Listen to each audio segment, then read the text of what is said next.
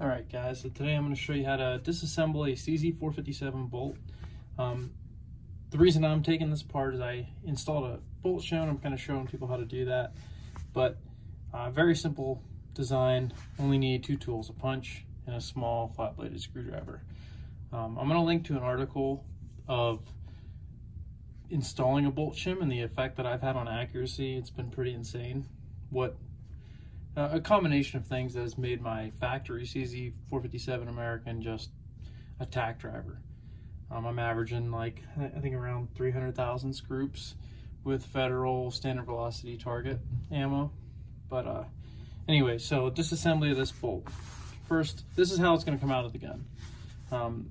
First thing you're going to do is you're going to take this cocking piece and rotate it. So it's actually your bolt handle that's rotating. You can see that there. So rotate that down.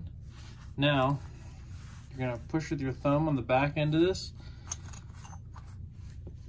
and then push that pin out. It'll come out pretty easy. This pin is kind of got a little turn down section in the middle, and that you'll see where that kind of sits on the firing pin. So now your thumb's going to come out, or your cocking piece is going to come out under spring pressure. In here is your firing pin spring, and then this is your little basically cocked indicator, your cocking indicator, plastic red piece, little spring, one of the few plastic parts on a CZ457. Now your bolt handle is going to start coming back and your firing pin.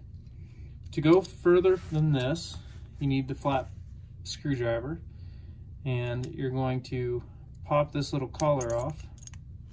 So this collar right here.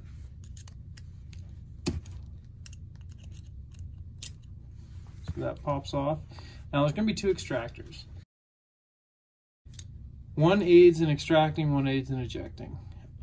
So these two extractors and ejectors are, there's one that has a sharper hook than one that's more beveled. The one that's sharper actually goes on the right side, and the one that's a little bit more beveled goes on the left. So I'll explain that here in a second once I pull this firing pin out. So you're going to pull this whole assembly out. If you were putting the shim in, I like to put the shim in on the firing pin, kind of how it is here. But this slides out like that. Okay, so now we got this whole assembly here. Extractor's falling out. Now what I'm talking about with that. So see how sharp that hook is? That's your right side. And you see how that one has a little more bevel on the inside there? That's your left. Think about it this way, the sharp edge goes on the ejection port side, because that's the part that's hooking onto that rim. Yes, this hooks onto the rim a little bit, but that rim needs to rotate out of there when it hits the ejector. So now that we have this disassembled, let's go ahead and put this back in. Once again, sharp hook on the right side, beveled one on the left. Now we're gonna insert our firing pin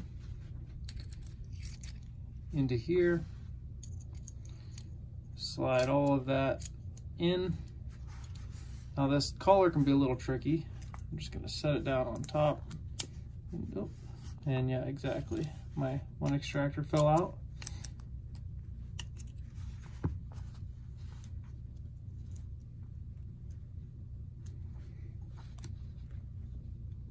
Not gonna lie, it's a little difficult doing this in front of my phone. Oop. And just went across. Okay, so kind of keep your finger on this. I just launched mine across the room. Luckily, I keep my shop clean and it was easy to find. So it's hooked on that side, now hook on the other side. I like this little flat-bladed screwdriver. You could also use like a kind of hooked thing like that if you wanted, but that's what I like to use. Now reassembly is super simple. So this red indicator, that pops out the back. So when you put that in the cocking indicator, that's how you want it to face. Now, slot lines up with the firing pin.